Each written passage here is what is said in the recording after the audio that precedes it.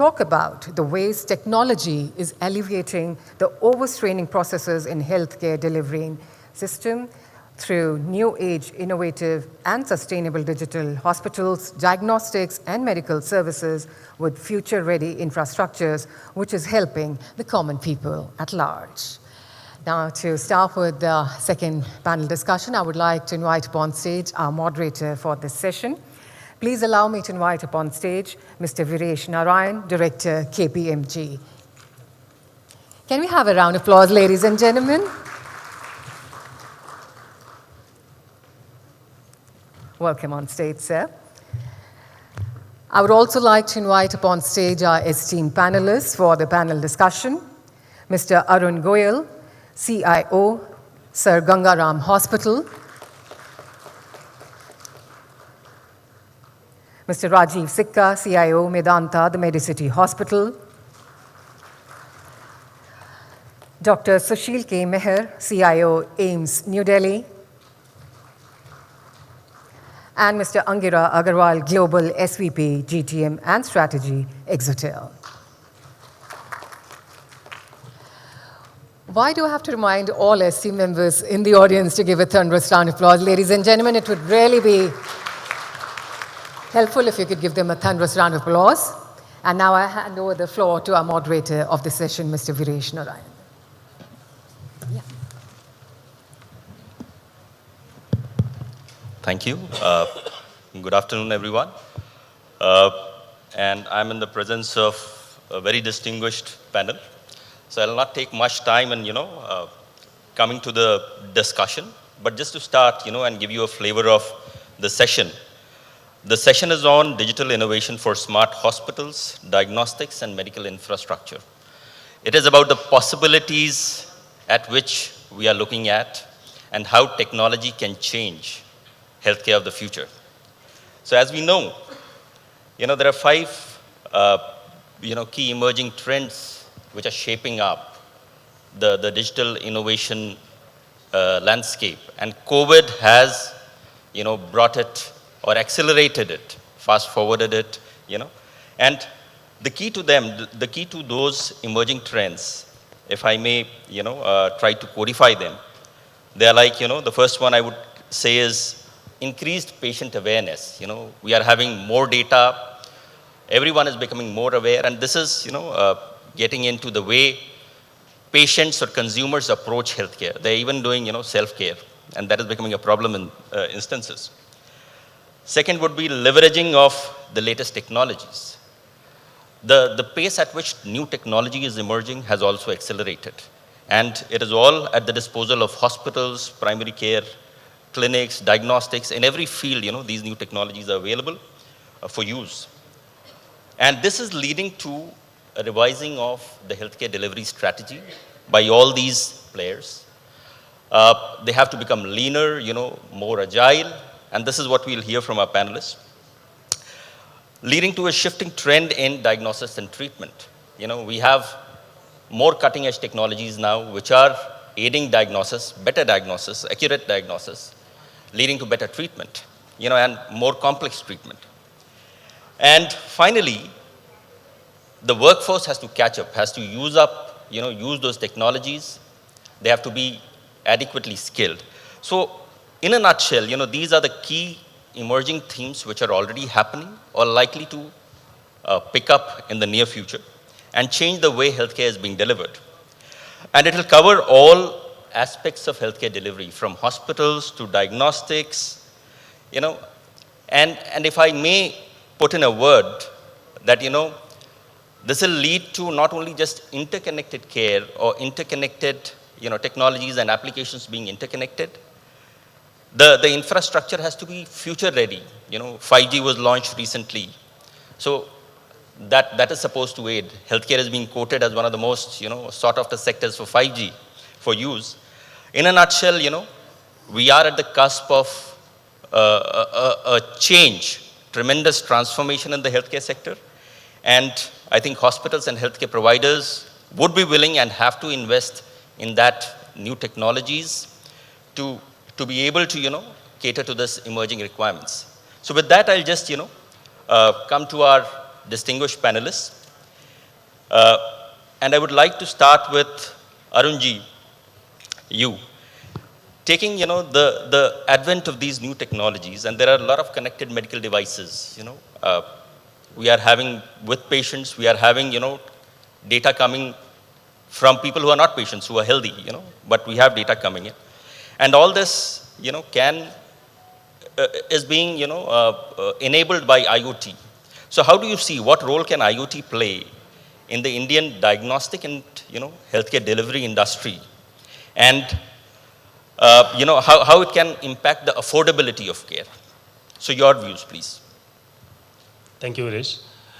Yes, IoT can play an important role in patients' wellness. Uh, Today, everybody's life, IoTs are playing very important role where people are wearing a smart watches, smart IoT devices which taps their steps when they are walking, their exercise patterns, their pulses, their SpO2, everything they are being monitored. And that data is being used to monitor and make the patient and the healthy person aware about their health, be it a diabetic or a cardiac disease related issues. There are some other IoT devices which are monitoring the sugar level also of the patient, where they can monitor day in, day out their sugar level. That is making possible to make the patient or the healthy patient aware about their diseases and take the preventive measure well in time. So yes, IoT is not only the creating a proper data to create a healthcare strategy to treat the treatments with respect to the respective critical diseases for the patient, but yes, is helping in a big way to improve the wellness part of the patients. Thank you. Thank you, sir. Thank you for those words. I would like to move to Rajiv ji. As we are seeing new and new technology emerging, getting adopted in the hospitals and healthcare settings, the staff or the healthcare providers also have to catch up, be skilled on those technologies and be able to use them, So what are the initiatives that can be undertaken for upskilling of employees so that, they are adept at these technologies and can easily adopt them? That would be one. And of course, we would like to hear from you as to, how are you doing it at your Medanta hospital? So over to you, sir. Sure. So, we all heard about telemedicine platform, which was for doctors. Now let's talk about other staff, because there are heterogeneity of staff in any hospital, right from nurses to technicians to radiologists to lab doctors. And what happened was that, I'll give you an example, during wave 2, one of the hospitals which was part of Medanta, all radiologists were down with COVID. And it was, how do you treat now patients who are coming for CT or an MRI, because some of them were under the trauma cases. So what we did is that, fortunately for us, we had one common PACS and one common set of machines, so that integration was quite easy. But ultimately, we came out with this, well-oiled connectivity, a mechanism by which, as soon as the scan is pushed, as soon as the scan is done, it is pushed to multiple locations, and then a typical workflow was formed. And all of these was done in one single day.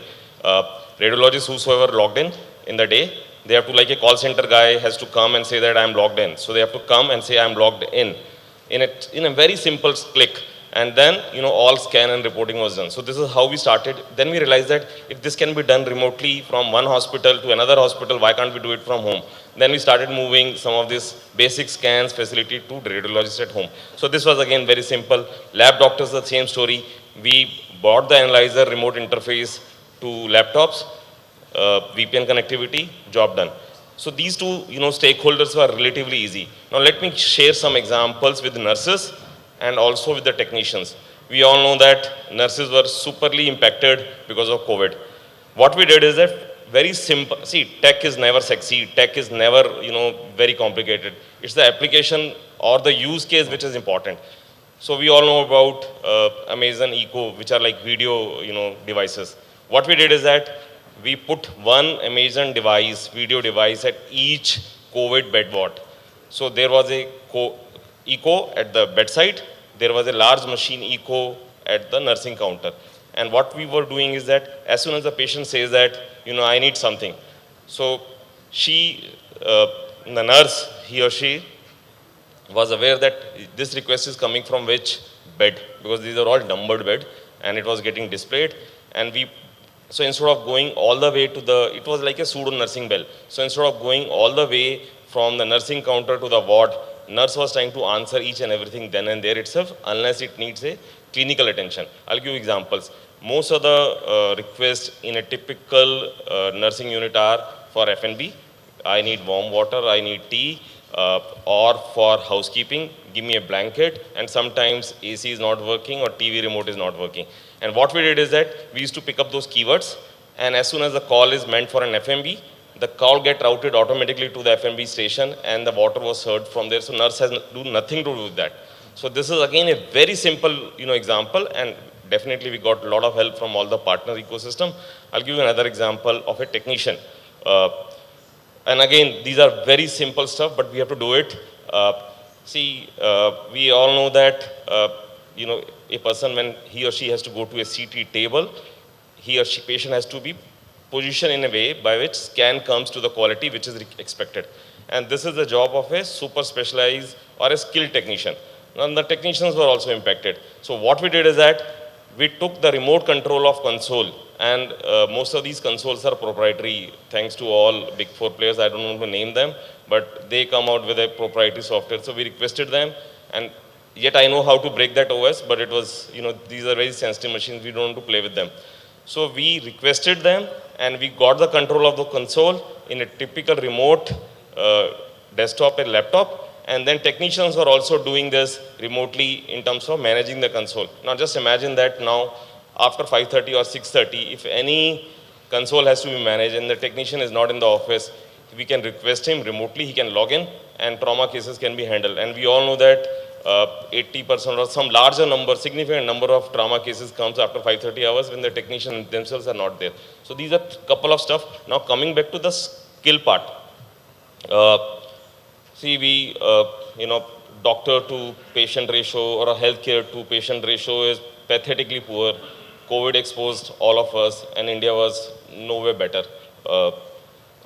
And you can manage that 2 years somehow, but you can't manage it till infinity. So one clear-cut message was that skill set is a major issue, and Dronacharyas are only for Kauravas and Pandavas. There are many Eklavyas in the country, and you need, to train them. And when you talk about scale, digital is the only solution for Eklavyas to be trained, and without donating their right hand thumb, not for dwindling, but for arrow shoots. So what we did is that, and I think I can rattle multiple examples, but I'm going to pick up a use case which is in production in Medanta. Neurosurgeon pre-surgery planning, and we all know that 2D, all CT MRIs are 2D, and to translate that 2D image to a 3D image when the actual surgery is done is a skillful job of a experienced surgeon, and this is definitely prone to error, and sometimes skilled surgeons are not there. So what we have done is that we transform that, infuse the CT or MRI and a lot of other X-ray stuffs into a 3D image, and with that 3D image, surgeons can do actual pre-surgery planning before the surgery. And just imagine that we extend this to patient education. You show the same VR set to the surgeon, to the patient, and say that, this is how your surgery is going to look like. Otherwise in a classical CT, MRI, black and white, you're telling patient family, this is where the blockage is, and he's trying to nod his head, yes, I understood the blockages. And just translate into a 3D, in a colorful 3D, and the patient will be more equipped, and his or her anxiety levels will be definitely down. So these are some of the skills which are in production, and there are many examples of metaverse which we can probably leverage in the healthcare industry. It's the best poised for leveraging, probably metaverse and many such technologies where real-time experience of our Gurukul, which we are missing now, probably we can be leveraged. That's my take on some of the skills. Thank you so much. I think it was very insightful, knowing how Medanta does it, plus, your views on upskilling.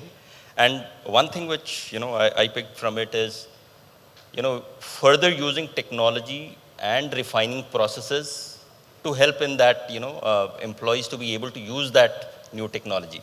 So a focus on process becomes more important, and use of additional technologies, of course.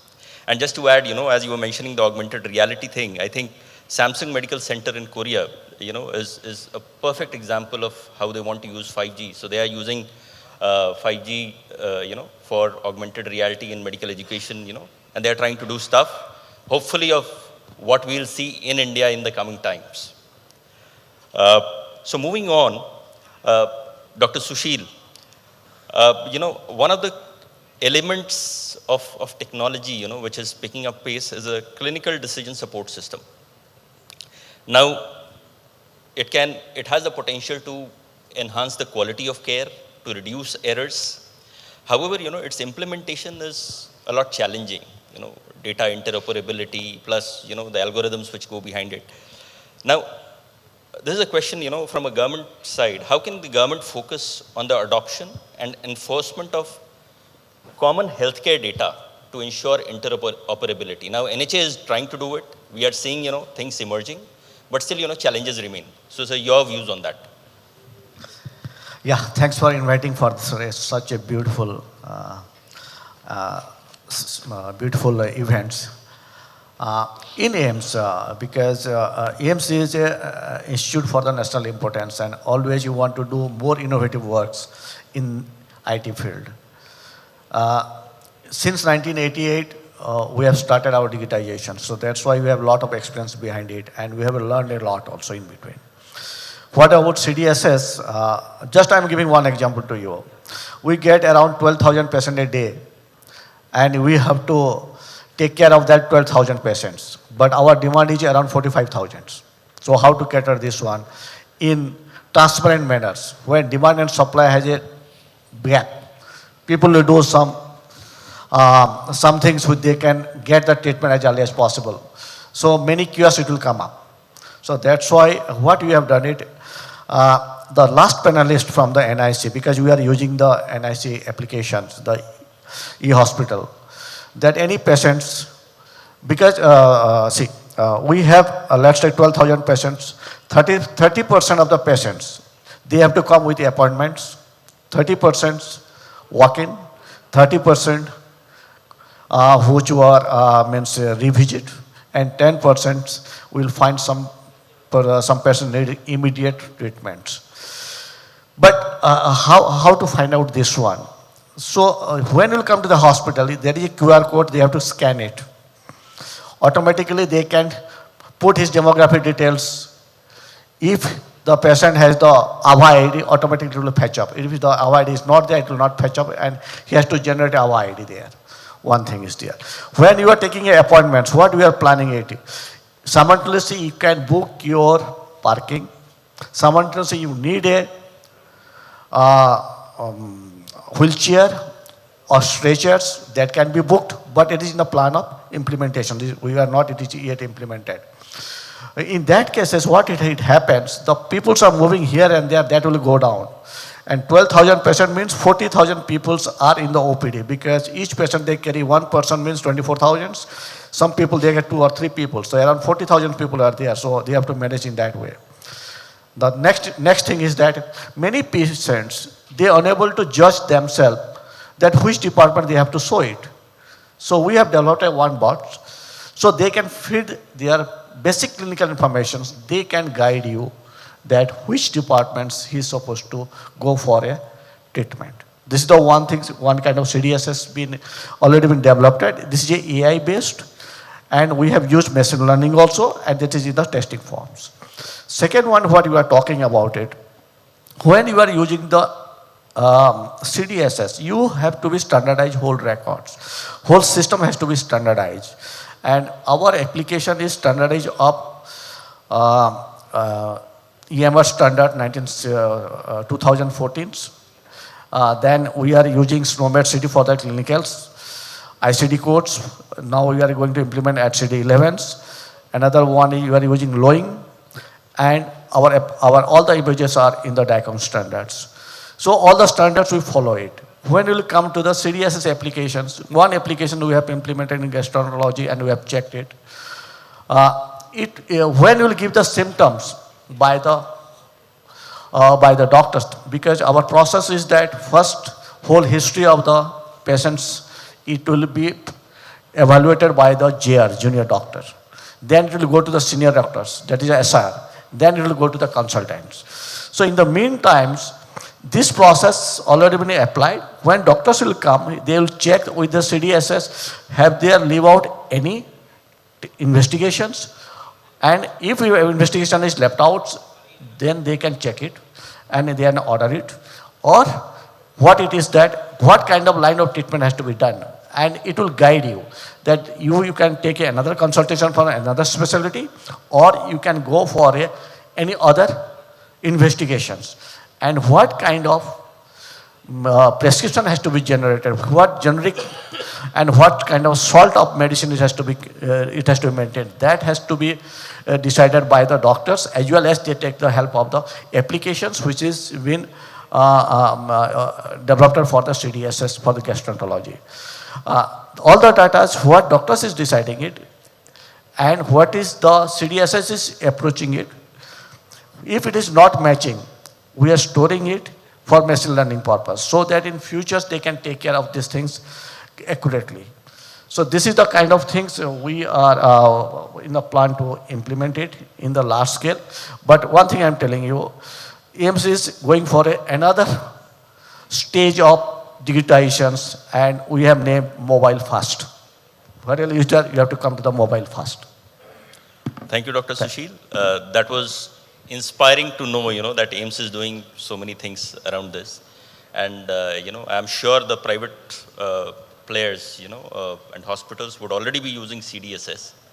But just to add to, what Dr. Sushil was saying, and we are talking in this session about the possibilities of technology. And, I was personally involved on the government side, trying to take CDSS to the primary care level. So those discussions are happening. I heard a question in the last session, how is the government supporting? So that thought process is already opening and happening there, So whether it is implemented or not, it's not the question, but the discussion is happening, And if we have a repository of data at AIMS, at Medanta, at Gangaram Hospital, all these things, can they be connected? The possibilities are immense. And people are discussing at all levels, whether it is private sector, government sector, whether it is the tertiary care or the primary care, and we are at the cusp of a change, we are already feeling, and maybe 5G will push us, to take us to the next level in healthcare service delivery. Sir, another question related to, this is, around the Indian healthcare infrastructure being able to ensure, cyber security in health establishments and also safeguarding healthcare data. While NHA is doing, so your take on, the sensitive healthcare data and how it is being currently safeguarded and what can be done further. You're talking to me? Yes. Okay. Anyway, infrastructure-wise, we are not lag behind because we have in premises all the infrastructure and our own people, they look after the infrastructures. Right now, everybody they talks one thing, that data is not in one place. Data can be accessible anywhere, anytime, in any place, in any platforms to access their medical records.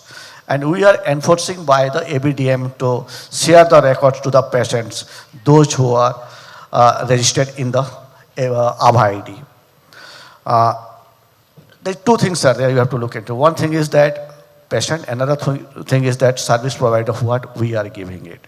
Okay, I have to empower my service provider, everybody, how to access the health records.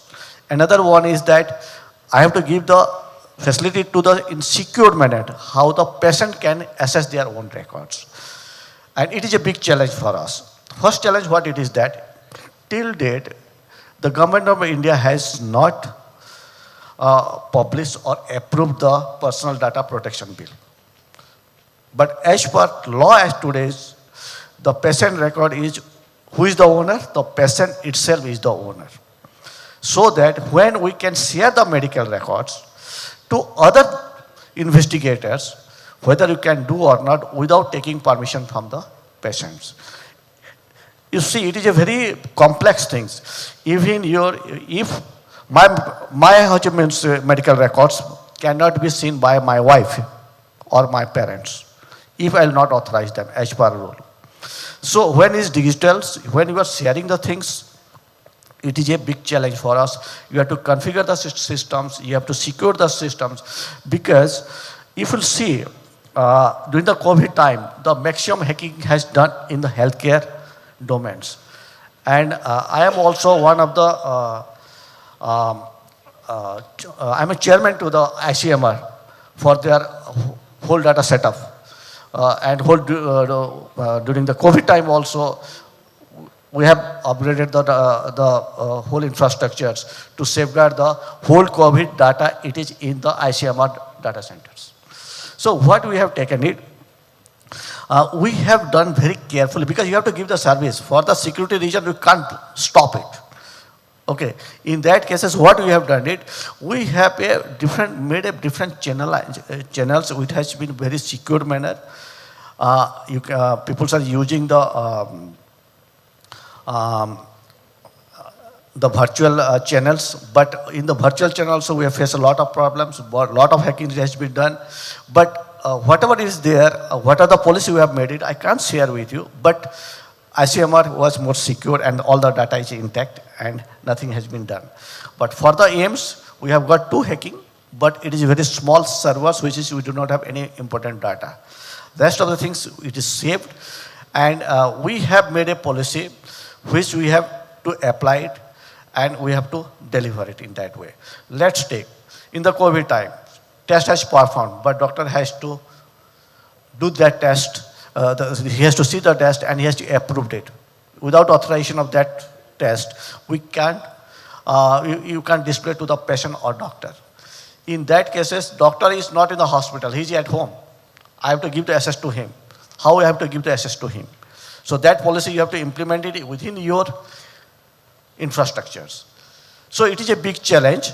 And one example I am giving you, if you ask for hacking a medical record in US, earlier it was $12, right now it is $40. If you talk for anybody's bank accounts to hack, it is around $25. So the demand of medical records or information is more vulnerable than any other things. Thank you. Thank you, sir. And hopefully, we are seeing all the components of the ecosystem, digital ecosystem, taking shape, and our data should be safe and secure. So, we have around 5 petabyte data in one place. Ultimately, all these technologies should lead to better patient experience.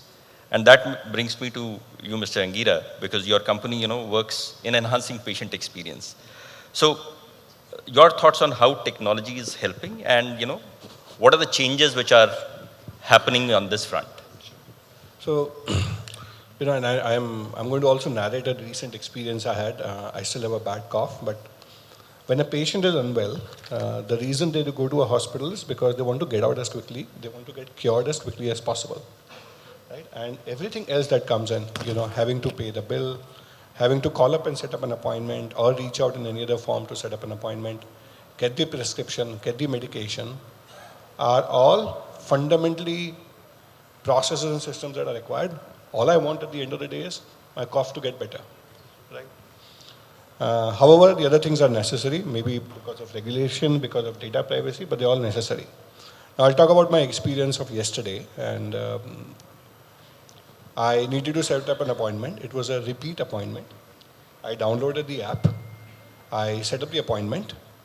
As I set up the appointment and I made the payment, I got a confirmation, but then it said, could you upload the prescription? When I looked at the app, the prescription was sitting in the app, but it wouldn't accept that. I still had to upload the prescription, which means I had to download it. I had to get out of the app, download the prescription, the PDF, and then upload it again, right? Extra step. I set up the appointment. I set a reminder for myself in my calendar because the app didn't automatically put it in my calendar, my personal calendar. About 20 minutes before the appointment, I got a call, which was legit. I got an automated voice call reminding me it's an appointment that I have in 20 minutes and I need to be ready for that. I did the appointment with the doctor. After the appointment was over, about 2 hours after the appointment, I got a call, which was now an agent, a live agent on the call, telling me, sir, you've done an appointment with the doctor. Can we send you the medicines? We do free delivery. I'd done a video consultation, right? So I wasn't in the hospital. In addition to these phone calls and the work I did on the app, I got 5 SMS messages and 2 WhatsApp messages, right? The SMS message was first, your appointment's confirmed. The second was about the doctor, the time of the appointment. The third was an SMS telling me that I could collect my invoice from the prepaid billing counter at the hospital. I was doing a video consultation, right? I wouldn't be visiting the hospital.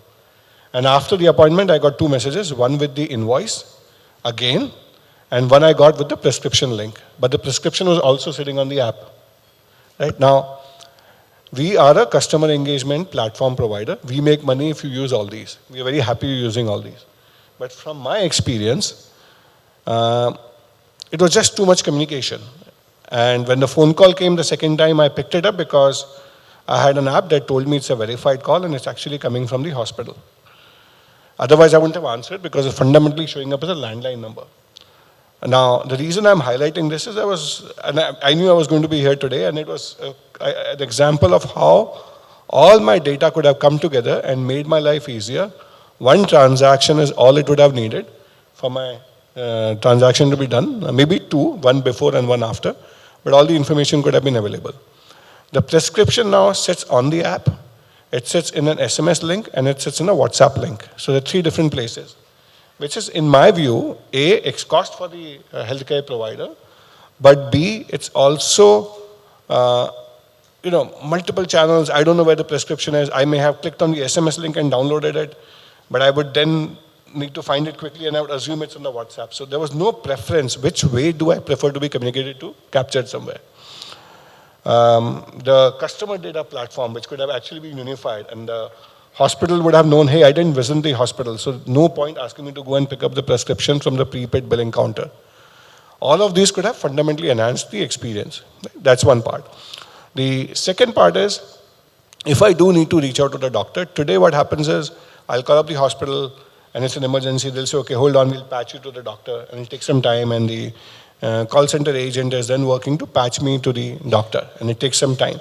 In some cases, they may even give me the doctor's number saying call up the doctor. Now that would happen because the doctor is okay with me reaching out on their mobile number directly. But in a lot of cases, the doctors are not okay with their numbers being exposed, right? Now all of this is what we as a company do, and this is what we have seen happening very rapidly with a lot of hospitals and aggregators that we work with across the country and in other parts of the world. What we have seen is that all of these can actually be unified. So if a call center agent is actually the most expensive resource today, right, in terms of customer experience management. Now, if I had a chatbot, for example, and I just put in, and I was very happy to hear Dr. Meher talk about it, I just put in, medicine is what I need, or a bad throat, and keywords can be picked up. And on a chatbot, I can get, okay, these are the doctors that are available, these are the appointments that are available, please choose 1, 2, 3, and it happens, and I get an appointment set up without having to do anything. The payment could also be done through a similar mechanism, make it extremely seamless for me to get the whole experience happen for me. Now, I may be someone who doesn't prefer a chatbot. I'm not comfortable chatting in English. I would prefer a voice. Can voice be used to make this happen for me? Right? And a lot of tools are available today to make it easier. Right? If we're talking of patients coming from rural India, they will have a feature phone, they will speak over the phone and get these things done. Now, this is what we've fundamentally been delivering, saying that across all the data sources that exist, let them not exist in silos. Let them all come together, and you communicate with the patient in the manner that they're most comfortable with. Is there a feedback mechanism that tells the healthcare provider that Angira clicks on the links typically in WhatsApp? So next time, don't send him an SMS. Right? It's no relevance at all. Angira prefers to be communicated via phone calls. He will typically call us over the phone. If the call center agent is busy, and typically, if I'm calling up the hospital, I'm in bad situation. Sometimes it may be an emergency. I want my call to be answered very quickly. Right? Can there be a mechanism that this call can then, as I'm saying, okay, you are patient number 9 in queue. Can I be diverted through a chatbot? Can that call get diverted? Saying, would you instead prefer to chat and have your appointment or query resolved? That experience can significantly change things because, as I said early on, I'm going as a patient because I want to get out well quickly. It's actually, healthcare is one industry where you don't want repeat visits, right? You want to keep them as low as possible, ideally speaking, right? You want loyal customers, but not because of the same symptom, right? So that is something that we've seen happening dramatically now. And I'll give an example. Through the chatbot that we built, integrated with WhatsApp, the customer query started. A video call was triggered. Payment was done, by the way, through the payment mechanism. A video call was triggered. The patient's subscription was sent via WhatsApp while the patient was talking to the doctor. The patient opened the subscription and could ask further queries. You know, sometimes the patients have queries. Ye dawai kiske liye hai? What is it for? I hope it's not steroids.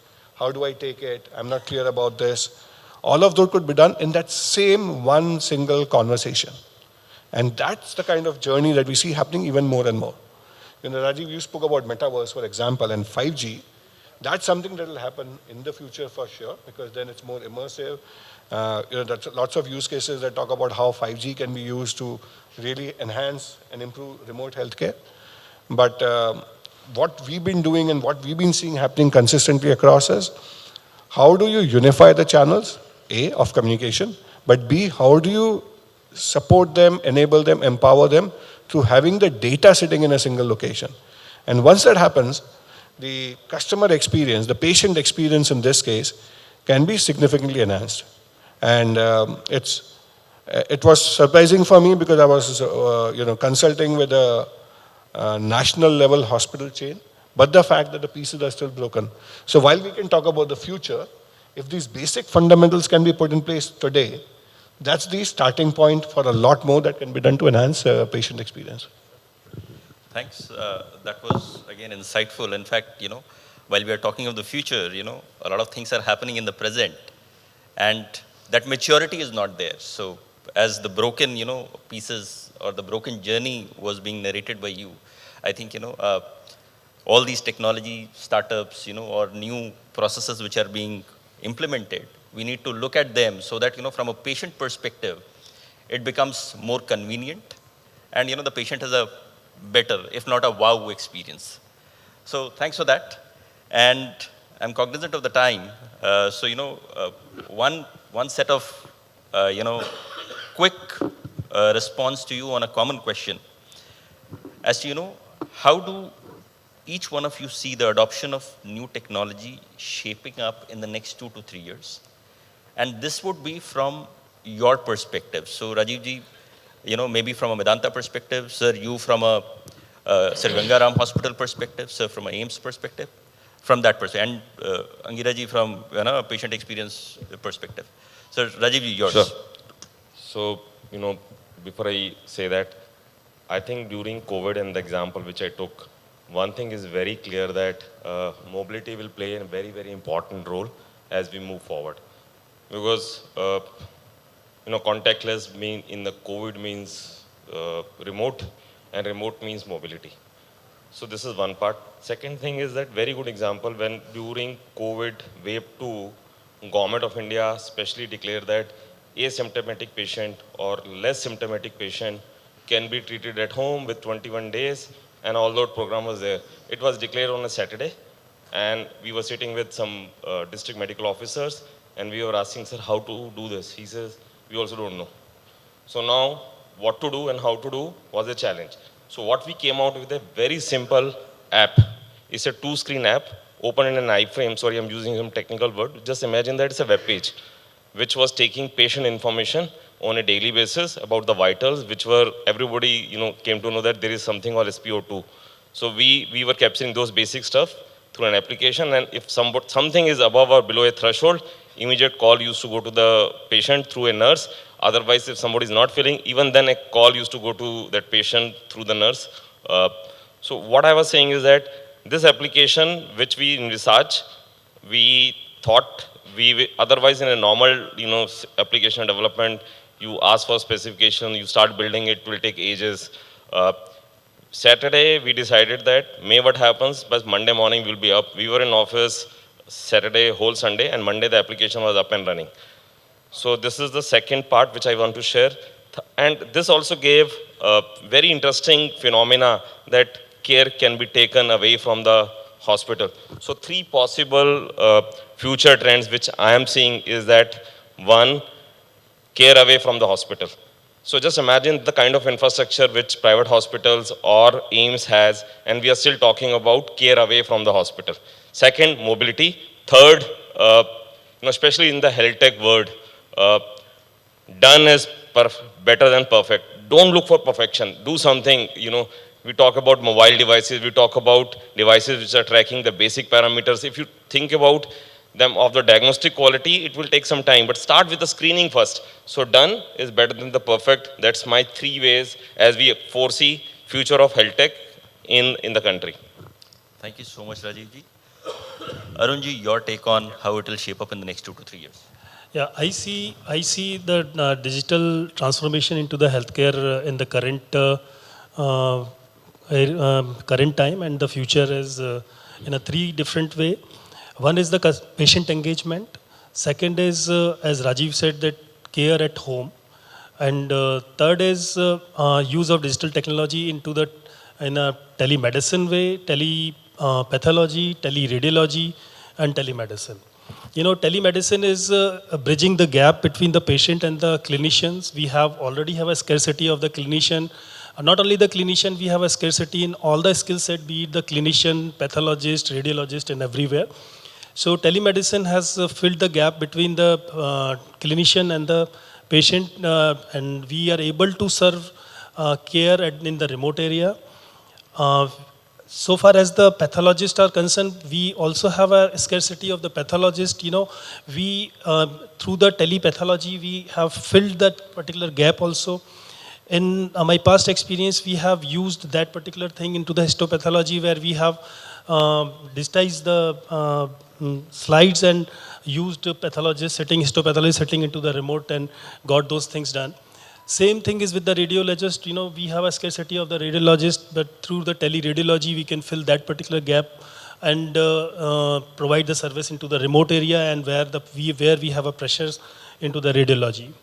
So these are the areas these are the typical areas, use cases where every hospital is working and using it. So far as the MetaServe and virtual reality is concerned, yes, most of the hospitals are working towards it and started using for the second opinion and for the critical surgery preparations, the virtual reality, which has been used in some of the hospitals. And we also are working in collaboration with some global partners to bring in the virtual reality into the surgery planning and second opinion into the future healthcare. Great, sir. Thank you so much. In fact, it was very heartening to hear that, we are talking more of tackling the unfinished agenda, and then once we do that, we go for the futuristic things. So thank you for that. Dr. Sushil, you are in the midst of a big transformation in AIMS. Yeah. So your take on the next 2-3 years.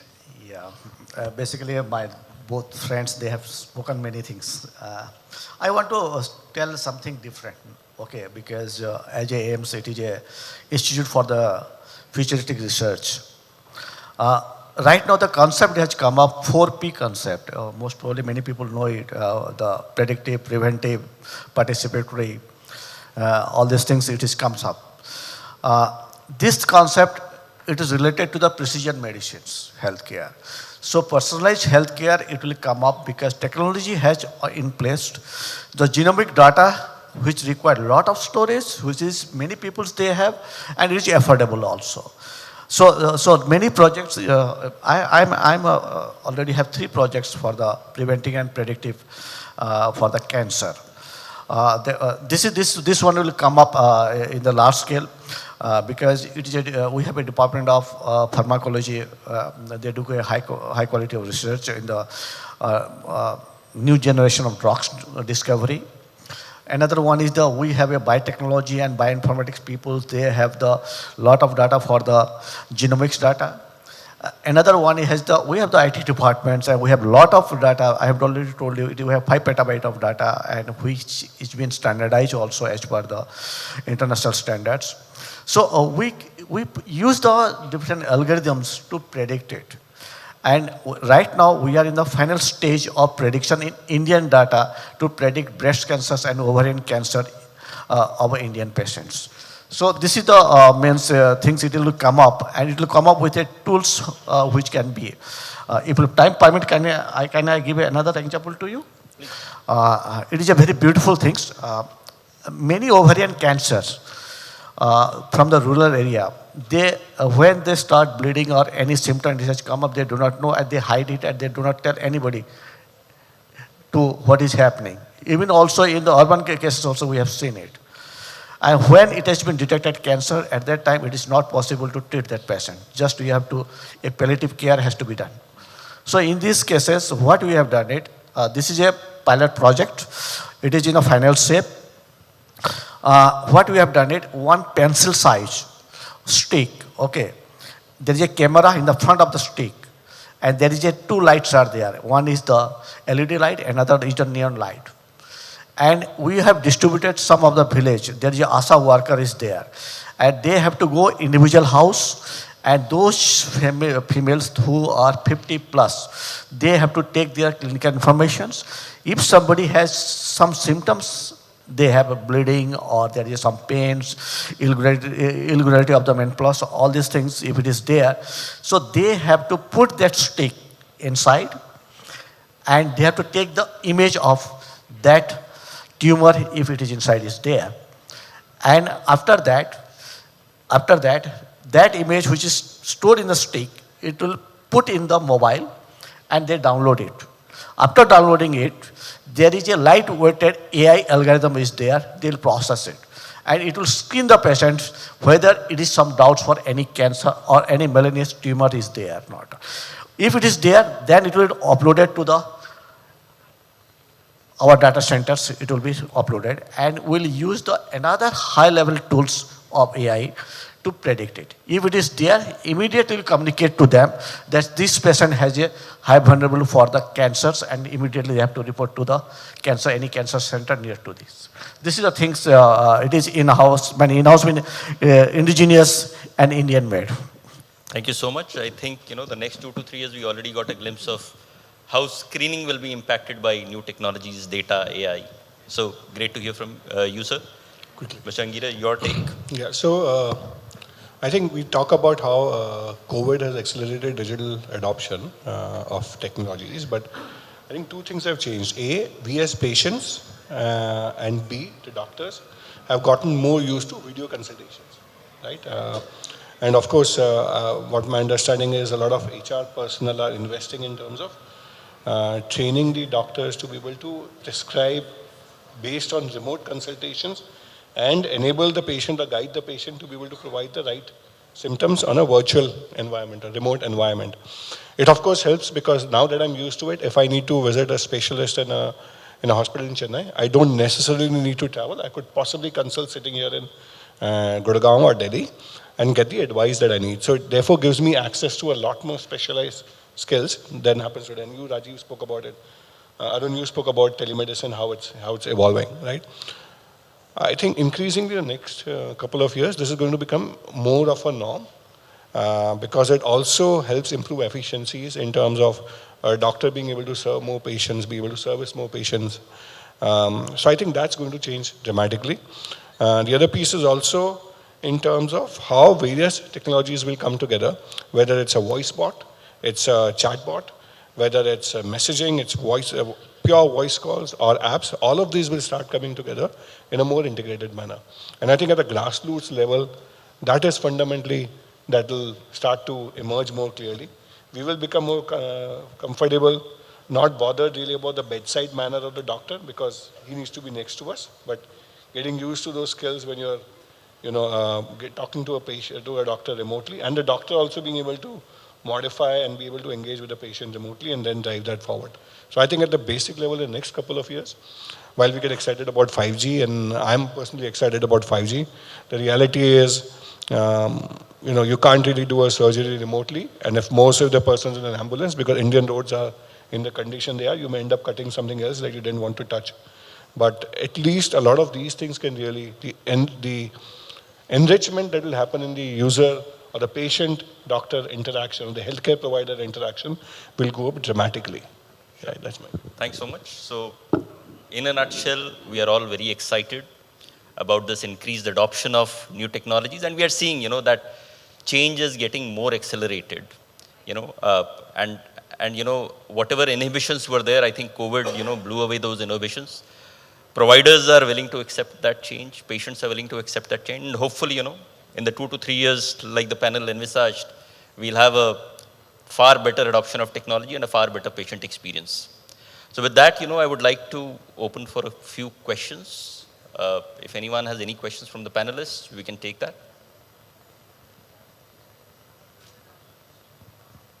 So please.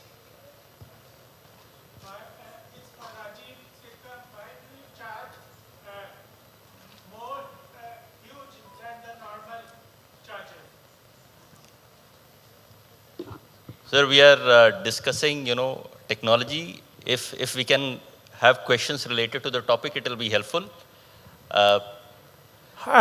Why does you, it's for Rajiv, why do you charge huge amount than the normal charges from patients? May I take? So, sir, as I mentioned, this is a forum discussion on a different topic on adoption of technology. I think the basic, question which you have can be answered somewhere else. But the point is, private sector has its own costs, has its own charges. Every hospital has its own. So I don't think you should be, asking this question in this forum. This is not the right forum. Maybe have another question, please. Yeah. So what about the privacy concerns for the patient's point of view, the patient data? Okay. Thank you. Do you have your question pointed to anyone specific? Any one of the... Okay. Sir. So let me answer this. There are a couple of stuff. First of all, complete hospital information system, which is only accessible within Medanta premises, only on specialized cases, like I took the example of remote connectivity to the radiologist or the lab doctors, or to the technicians when they have to connect, and it's on demand. It's not that they go to their laptop or a desktop and remotely connect it. So whenever that remote connection has to be done, that request comes through a data center and authorization is done based on that particular duration. Second, all the applications which are patient-facing application, which means for patient to download either a report or book an appointment or get a VC done on the device, these are all HIPAA compliant devices.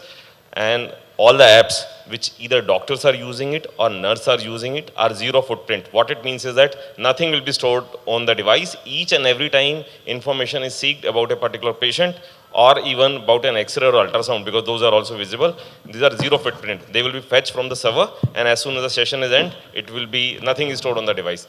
Obviously, you can, take the photo shot like you do it for a typical mobile phone. Nobody can stop that. But apart from that, it's a HIPAA compliant, zero footprint, and geofences device with 2 authentication, one user ID password, and third a runtime OTP which comes to the doctor or the nurse or any user. Thank you.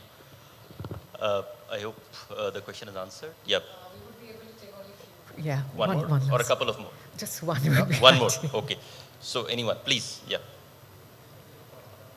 Can we have the mic there, please? Yeah. Piche. Aapke piche. The gentleman standing behind.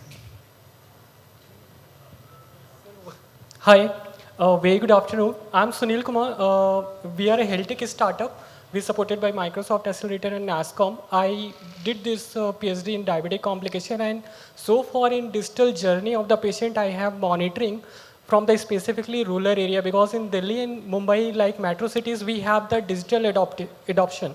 But into the rural area, they don't go for these things, and some of the OPD clinic also there, they don't store the data electronically. So we have developed this SaaS-based data-driven model which can help the future prediction of the diseases like diabetic can convert into the future like heart attack, kidney failure kind of diseases. But this is a small data point which is missing out of the equation like home-based checkup, we have the BP and sugar. If this data can be stored, so that prediction model can be increased. So we see these challenges where the hospital, we are unable to connect and deploy our technologies. So how we, as a startup, we can connect with the hospitals to deploy our technologies to reach to the maximum population so the data insights can be more. We've got your question. Sorry, we're really short on time. We got the question. I got the point. I think, you'll have to have the conversations with these gentlemen separately, how you can embed your solution in their hospitals, and for the rural part, of course, you can go and have conversations with the government. They are open, for discussions. So that will help. So can I still a quick answer one it? last. Yeah, Yes, because please the go ahead. startup, we should. So, let's have a, parallel discussion outside this, but let me, share this. Your algorithm or your predictive model. First of all, it has to go through a proper approval in an ethical way, because there is an ethics committee which sits and they look into your model, and it has to be done on some samples data set, and once it is in shape, then only we can do it in any form to the patients, because this has to be controlled, this has to be done in a controlled fashion prior to used in a larger forum which is related to the patient. Your model says that, this guy is going to have a kidney failure. Just imagine the plight of the family, because there is some software which is telling that, you'll have a kidney failure. Exactly. So it has to be tested in a controlled environment first before it can be taken to a larger population base. That's my one-line view, but I can discuss it, outside this panel discussion. Thank you, we thank can you so much. One more last question. Yeah. Can you pass the mic here, please?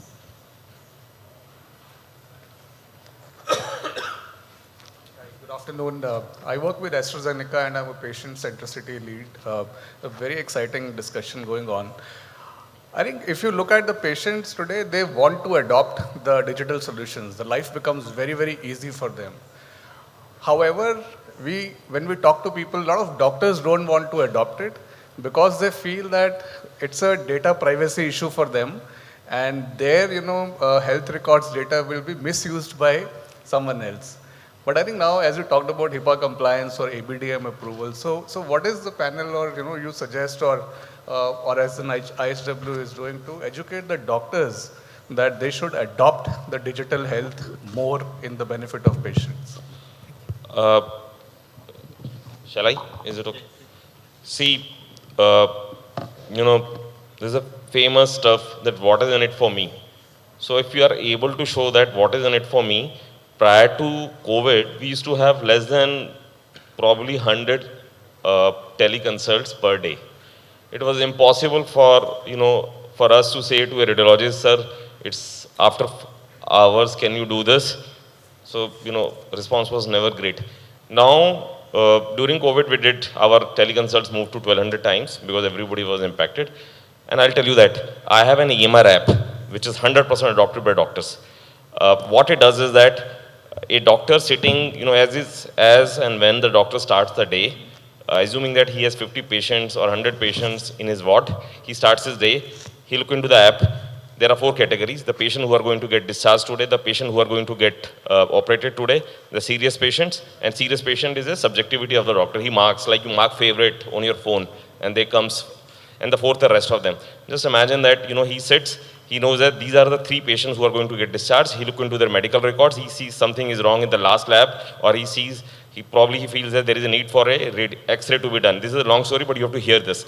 And what he does is that he do mobile order X-ray for this particular patient, sitting in the car, starting from his home. By the time, and there is a workflow which gets triggered. Radiologists get into action, a technician get into action, nurse get into action, and an X-ray is done. By the time he reaches hospital, by the time he reaches the bedside, he has seen the X-ray on his mobile hand device, image and report both. Now just imagine that the kind of confidence which he shows when he's going next to the patient and the family. Instead of flipping through multiple pages, what he's doing is that he knows the X-ray. He says that I've asked for your X-ray, it is perfect, now you are marked for discharge. And family thinks that this guy knows each and everything about me. He's not flipping through hundreds of pages. And what he has done, what we have done is that we have made important, it's a doctor to choose what are out of 800 odd vitals which are there in any lab, you pick up your important, which are there on the front page of the mobile, and it's a cheat sheet. And we picked up when we were doing the ward rounds as development of the application, that what is this cheat sheet? Because junior doctors used to have a cheat sheet. As soon as doctor asks, they are rattling each and every parameters. Everybody was surprised. So we made that cheat sheet. Doctor doesn't have to call. So ultimately, what's doctor? So this app, which is now used by all the doctors and surgeons, they simply love it because information is there on their handheld device in a 3A fashion. Anytime, anywhere, any device.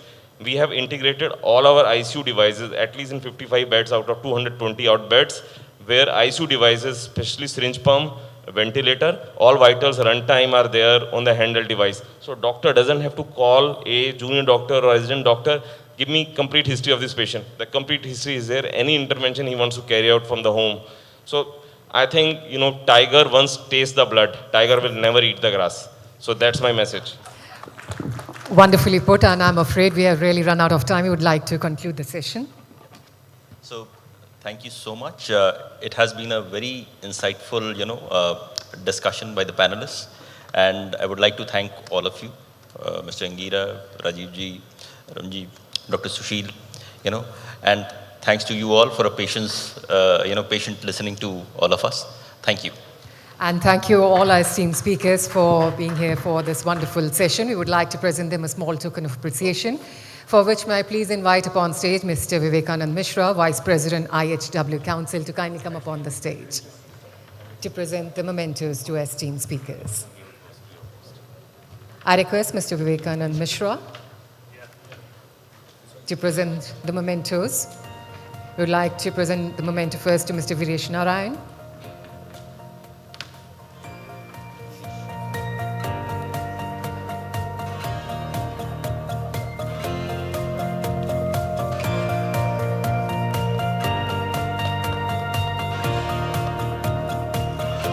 Mr.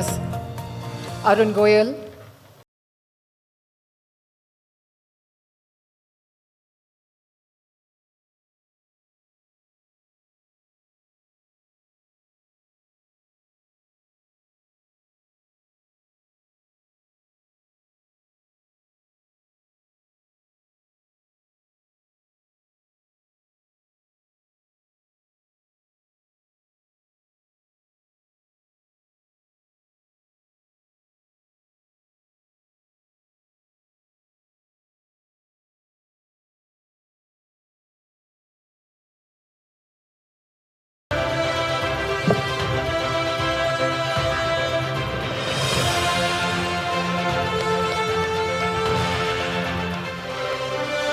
Can we have a group photograph, please?